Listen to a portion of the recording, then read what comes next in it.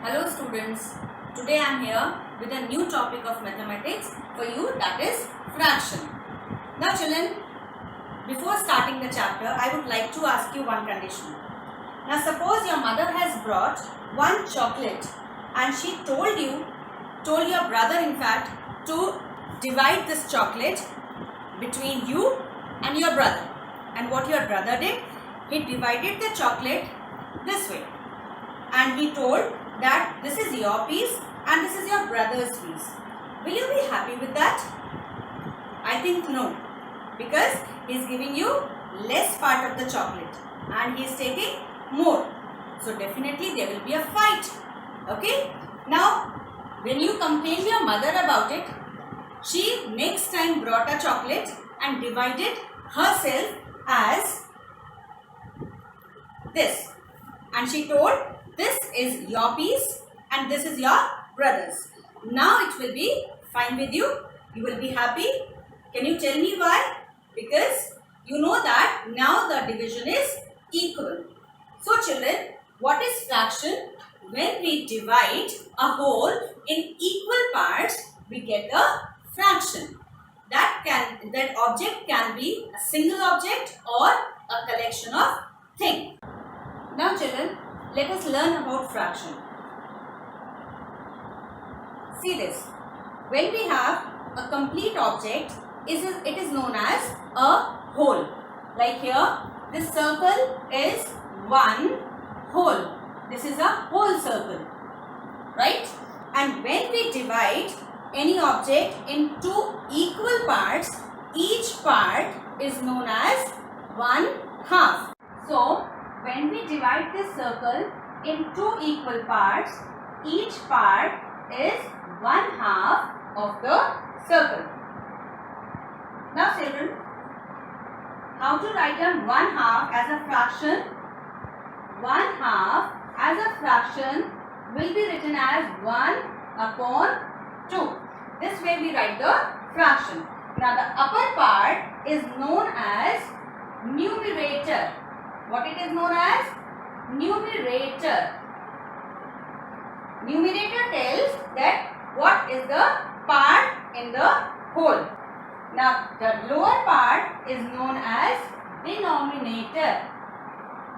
Denominator. Denominator tells us total number of parts of the whole. Now in this picture it is clear that we have divided this circle into two parts. So total parts are 2. So 2 is the denominator and this is one part out of 2. So 1 is the numerator. So this much part is known as 1 half. Now children, you can see here that how many halves I have joined to make a whole. 1 half and 1 half. 2 halves make a whole. So we can say that 2 halves, the plural of half is halves. 2 halves make a whole. 2 halves make a whole. Now similarly, we can divide the one whole object in 3 equal parts. 1, 2 and 3. So here children, now when we divide this circle into 3 equal parts, the total number of parts are 3. Total number of parts are 3. And now each part is one part out of 3. That is, one part out of 3 is known as 1/3. 1/3. So this is also 1/3 of the circle and this is also 1/3 of the circle. Now see children, in this figure, how many 1/3s I am joining to make a complete circle or a whole? 1, 2 and 3. That means 3 1/3s make a whole. 3 1/3s make a whole.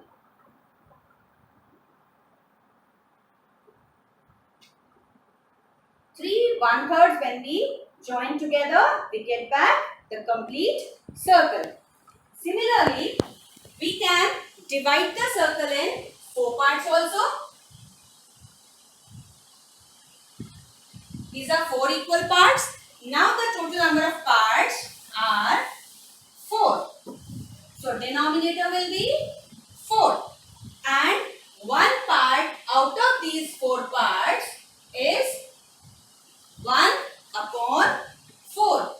Now how we speak 1/4? We read it as 1/4. 1/4. So here in this circle you can see there are 4 1/4s in a whole. This is also 1/4, 1/4 and 1/4. So we can say that 4 1/4 make a whole.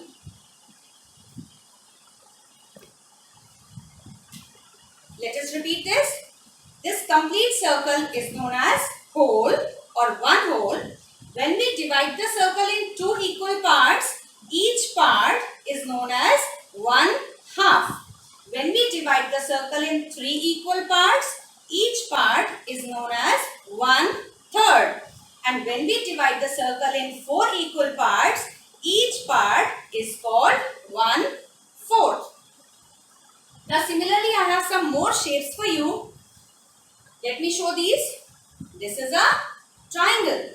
Now this is one full triangle, one complete triangle is known as one whole. We can divide this triangle in 2 equal parts, half and half. Now here in this figure, we have divided the triangle in 3 equal parts. So each part is 1/3. Now see the fourth figure. In this figure, we have divided the triangle in 4 equal parts. So each part is known as 1/4. 1/4 is also known as 1/4. 1/4. I have a square figure also for you. Let us see this. Again, this is one whole of a square. Now, square is divided in 2 equal parts. Children, it can be divided this way also. We can have a horizontal division or a vertical division. So, each part is 1/2. Now, children, this square is divided in 3 equal parts. And each part is again 1/3. And here in the fourth figure, the square is divided in 4 equal parts. So, it is 1/4. Remember children, if the division is not equal, then we cannot get a fraction. It is compulsory to get a fraction that the division should be equally done. Now children, it is not necessary that we can divide only one object into parts. We may have the collection of things for division. Children, now let us learn how to read the fractions. When the whole object is there, one complete object is there, we read it as one whole or whole. When we divide any object in 2 parts, you can see that only one part is shaded here. So this is known as 1/2 and we read it as 1/2. Now see the third figure. This circle is divided into 3 parts and one part is shaded. So this is 1/3 and we read this fraction as 1/3. Next figure again is divided in 3 parts, but now here 2 parts are shaded. So this fraction is 2/3, means 2 parts are shaded out of 3 parts and we read it as 2/3. Here this circle is divided in 4 equal parts and one part is shaded. So one part out of 4 is 1/4 and we read it as 1/4. We read it as 1/4. Children, 1/4 is also called 1/4. 1/4. See the next figure. Here also 4 parts are there. Out of 4, 2 parts are shaded. So 2 out of 4 is written as 2/4. 4. And we read it as 2/4 or 2/4. Children, you can see here 2/4 means if I remove these 2/4, I can place 1/2 here. Okay, so we can also say that 2/4 is equal to 1/2. 1/2 and 2/4 are equal in size. Now see the next figure. Here again the circle is divided in 4 parts, and whereas 3 parts are shaded here. So the fraction is 3/4, and we read it as 3/4 or 3/4. Now children, I hope the fraction chapter is clear to you. We will meet very soon with the next chapter. Thank you.